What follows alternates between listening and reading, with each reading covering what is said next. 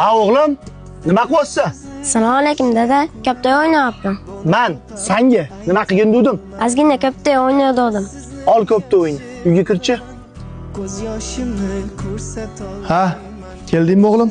Keldim dada. Kaptoyni menga ber. Mamig'ish, bir yoq qo'lingni ko'tar. Mana mami kitob. Ikkinchi qo'lingni. Ikkilovini ko'tarib turchi.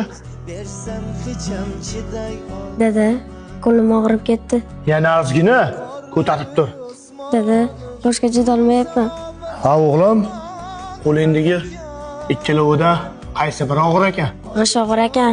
O'g'lim, kelajakda mana shunaqa og'ir ishlarni ko'targin kelayotgan bo'lsa, nimaga yetganimni qilib kitob o'qimayapsan?